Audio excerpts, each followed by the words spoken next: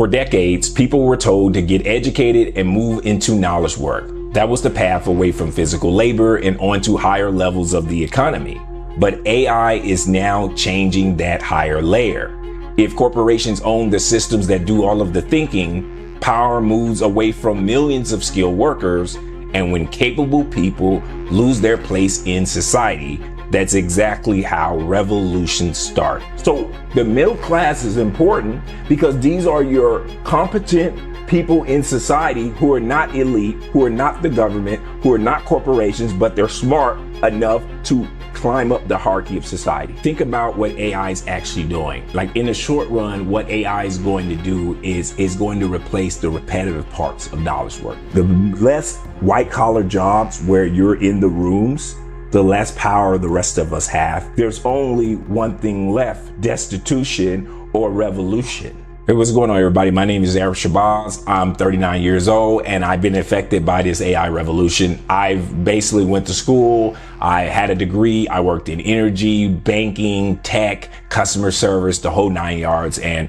right now I'm unemployed. And I'm not sure I even want to go back into the job market in general. And I'm just been spending all my time trying to figure out what this new world that we're moving into means, not only for myself, but for all of society. And so one of the things that I want to discuss today is you already hear about AI's coming. You know how it's going to kind of take all middle class jobs and coming for cognition. You already know that story, but I want to give you a different perspective on what this means for your life and what's to come based on the structural change that this AI or industrial revolution or cognitive revolution is bringing. And what thing I want to talk about is the knowledge worker, because the knowledge worker, or what they call the middle class, is very important to keeping the fabric of society stable based on the world we've been living in for the last 50, 70, 100 years. So just to get into it, when you talk about knowledge work, what does that mean? So I'm going to give you a perspective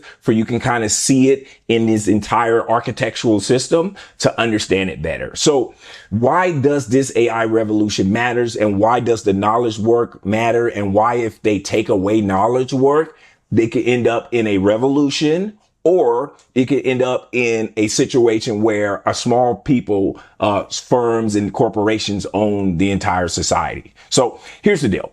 Traditionally, knowledge work was a result of a elevation away from basic physical labor. So if you know how, as we evolved, we used to be hunters and gatherers, and then we had agriculture. And once we had agriculture, we were able to basically stabilize and stay in one place, and we built institutions, so on and so forth. Fast forward, we're in 2026. What does that mean? Well, let's keep it simple. If you didn't go to college, then most likely you're probably going to do some type of physical level or customer service level job. And that's not considered knowledge work, at least in the modern age, right? So you work at UPS, you go work at Amazon warehouse, you're picking up boxes, you're moving things, you're driving trucks, you're working at McDonald's, you're physically, bagging burgers, right? That's not knowledge work. But the manager who managed them are doing knowledge work. If you work at McDonald's and somebody buy a Coke and the driver drives to McDonald's and refill the Coke, then he is in kind of physical labor, general labor job.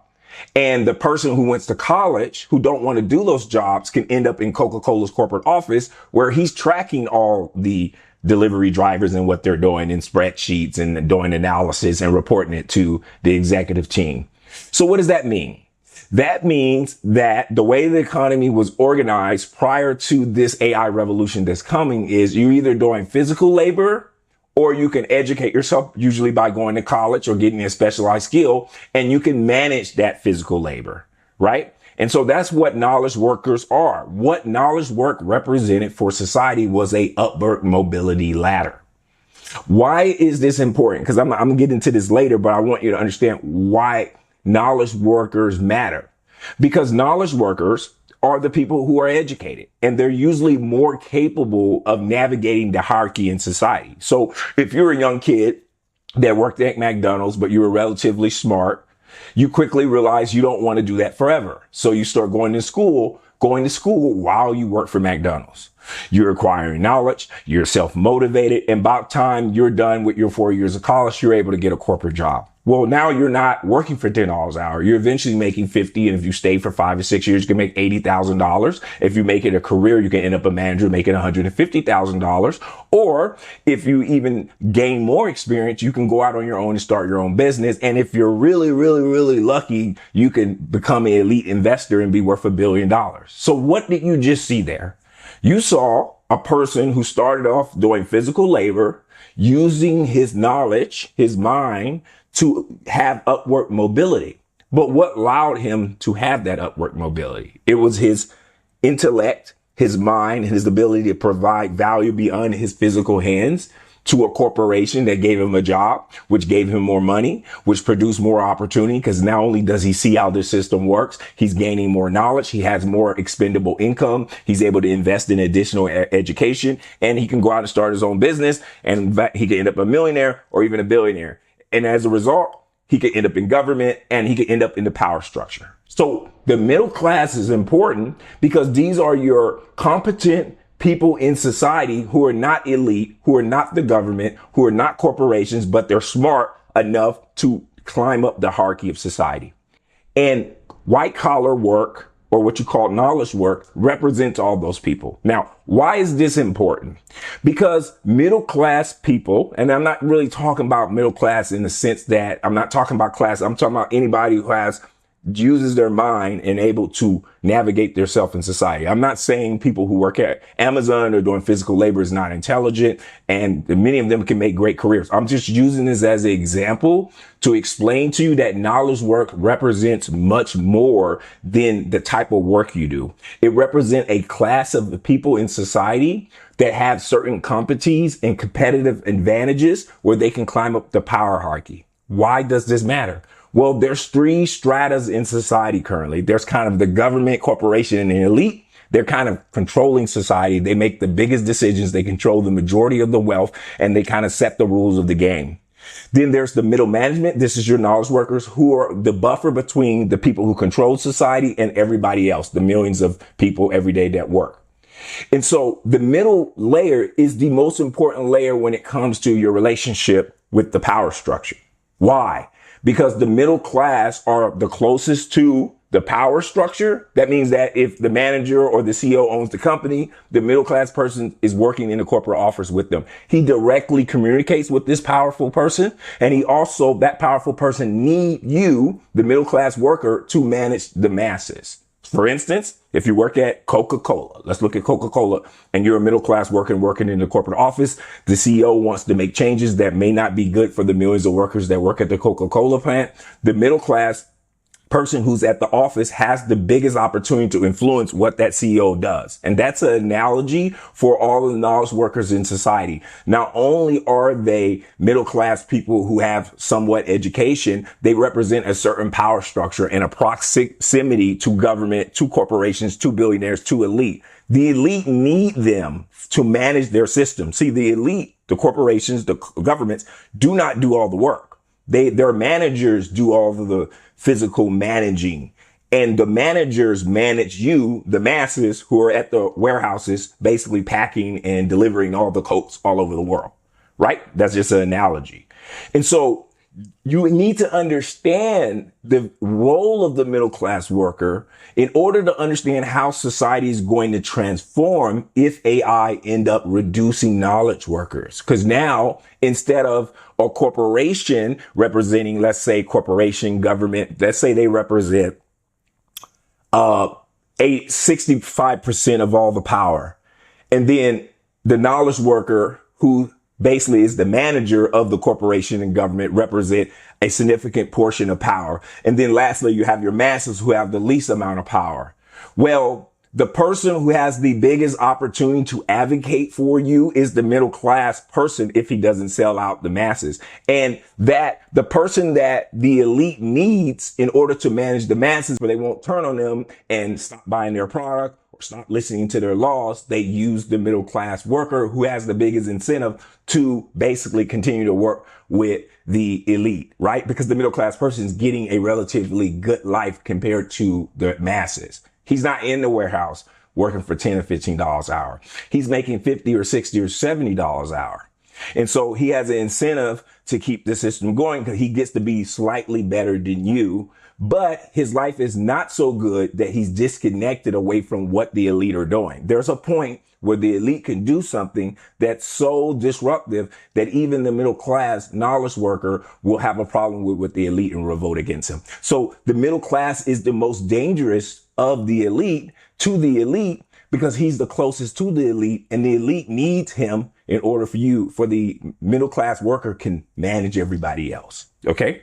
So that's why it's important. Now I'm going to explain how that's directly connected to how this AI revolution could change that entire structure, and then society can be potentially be deconstructed, destabilized. And it's very important for us to understand why.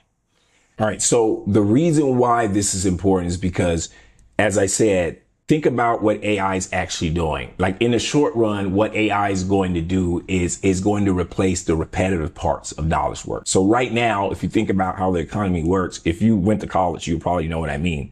The majority of the college level roles is what I call generalized analyst roles. What does that mean? That means they're using human intelligence to interpret information in multiple computer systems and have you do work. For instance, somebody will email the company, you would read the email, you would understand what they want, and you would respond to them. Before AI, they didn't really have intelligent systems that could do that efficiently. Now that they do, they can replace that. Secondly, there's something called distributed systems. If you have a college level job, essentially what you would do is you would get a request. It could be somebody emailing. It could be something you read in an article or a document. And once you understood what they wanted, you would go put information in a different system. They didn't have software that could understand that. So they would hire what they call knowledge workers or white collar workers who work in the office to do that. So you would read a spreadsheet, understand the numbers, look at an email. Somebody's requesting something. You would look at those two things. As a result, a decision needs to be made and you execute it. You either call somebody, you submit a form, or you put something into a software system. Well, they didn't have intelligent AI systems or computer systems that can do that efficiently. So they needed you, the knowledge worker that they pay $50,000 a year. Okay. That's what's changed. They don't need you for that anymore. The technology is getting to a point where most of the way they run their business, the things that you were doing that are basic like that, which is the majority of college jobs, they can replace you. Now, this is very important for you to understand why this is a problem. Because I just told you being a knowledge worker wasn't just a job or class. It was a actual power center in society. If you're educated, you have more money. If you have more money, you have more expendable income. If you keep up with politics, you're more likely to keep up with politics. You're more likely to vote. You're more likely to invest. You're more likely to understand where to put your money. You're more likely to decide what money you put in the stock market. You're more likely to know how the system works so you can change it. You're more likely to start a business. So all of these people in the middle class represent a potential threat or ally to the people in power. If you want to unseat a senator, the more educated you are, the more likely you're going to be capable of doing it. If you want to start a business to disrupt or compete against an institution that you think is unfair, if you're educated, have expendable income, worked at a corporation before, got experience, you're more likely to be capable of doing it. And so if AI replaced a whole bunch of these jobs of these knowledge workers and they're not employed, that's less capable people to compete against the dominant society. You see, knowledge work is just a proxy word for a certain class of person and their competencies and their ambition and their ability to climb up the social hierarchy.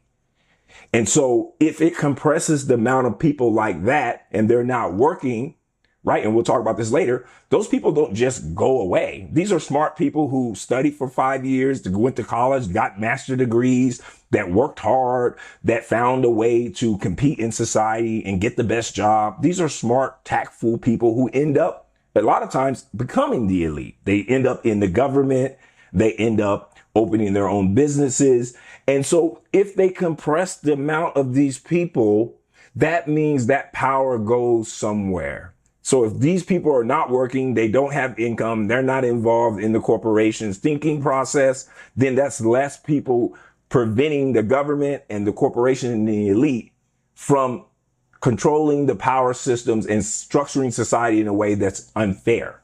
Remember I told you that the middle layer is the kind of the broker between the elite, that's the government, and the corporation, and the masses. So you have less representatives who are in the inside when they start consolidating these jobs. So when they remove a significant proportion of the knowledge workers and they're just as unemployed as you, the masses, then that means that power went somewhere else. That power was absorbed by the corporation. That power was absorbed by the government.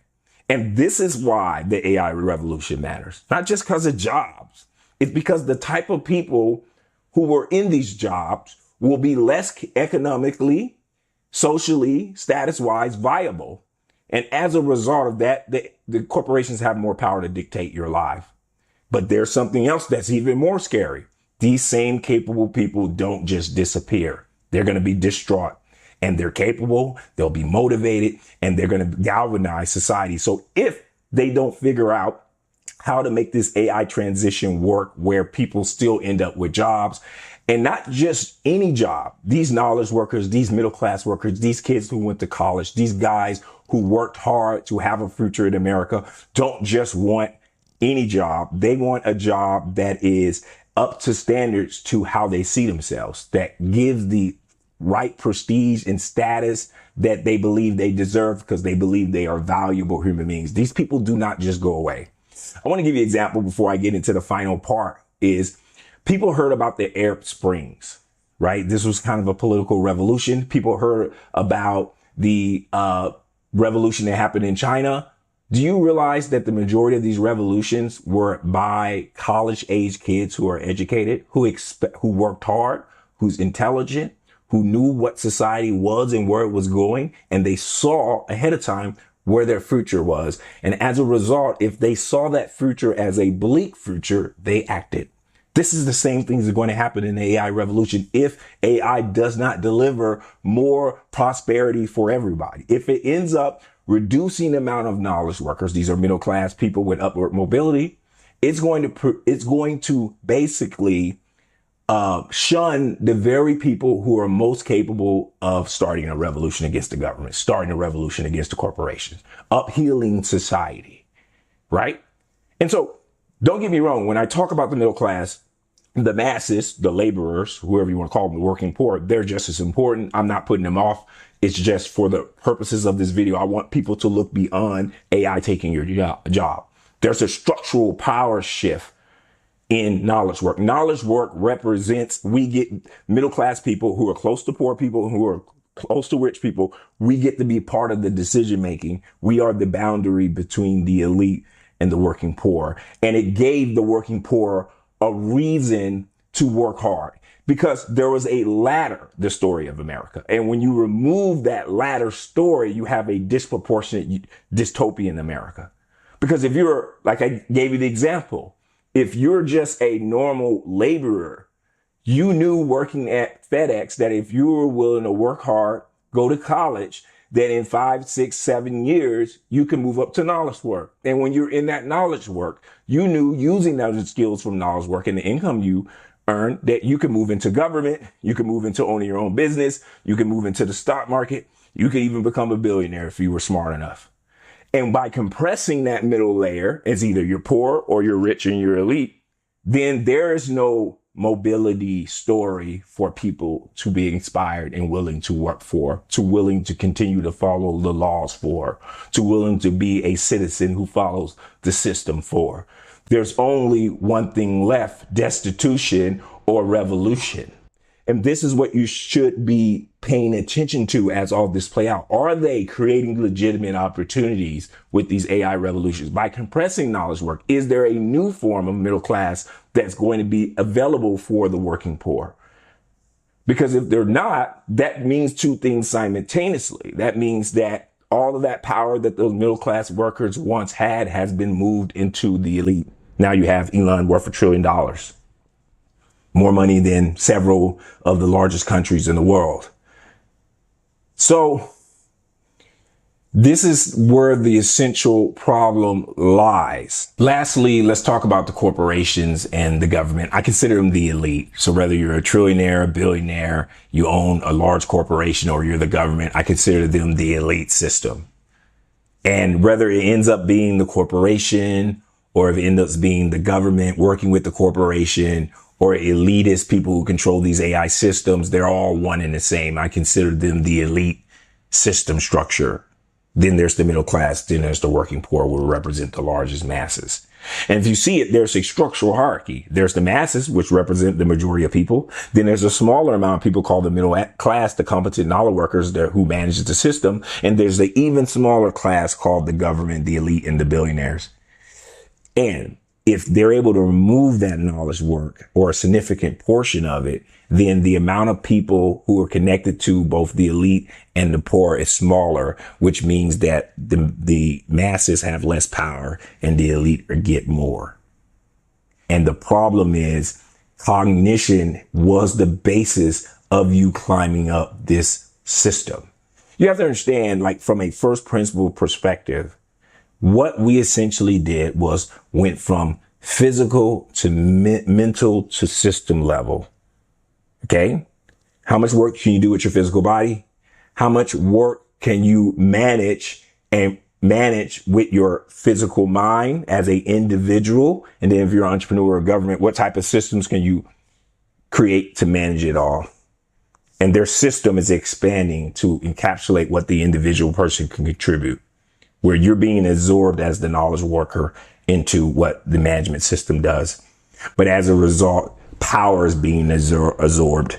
The less white collar jobs where you're in the rooms, the less power the rest of us have, because you are still connected to the poor enough to care. And you also have shown to be some of the most capable, because if you started out poor and you're able to work your way to the middle class, got yourself educated, you're a capable person. And a capable person who still has his morals intact or capable of combating the government, combating corporation, combating the elite. And so if these people end up disenfranchised, this is the part that even the elite, the government needs to worry about. And the smart people in AI are. That's why you hear them talking about universal basic income. They understand, people who study history, that very capable, young, disenfranchised, educated people cause problems. They know how to organize. They know how to plan. They know how to delay gratification. All the skills they needed to climb up, go to school, get educated, start a business, work their way up to the elite, they can use against the elite. And so what you need to pay attention to, what we all need to pay attention to, is how they're using these AI systems. Are they creating new middle class level jobs? Will gives everybody a ladder to aspire for? Or are they just absorbing everything and then taking all the power? Because if they do, understand these middle class knowledge workers are not going to take it sitting down. There will most definitely be some type of revolution. And I think that that's the most important thing to understand. So what does all this mean? What this means is this is a transformational structural time. This is no different than everybody going from riding horses to riding cars. Everybody from working in factories to working in offices. Now you're going to go from working into offices into systems managing us all. And we don't know what that world looks like, and we don't know how we fit into it, but you still understand one thing, that in order to understand why it matters to you, you need to understand where power emanates, where power moves, and where it's ultimately going. I hope this was helpful. Thanks.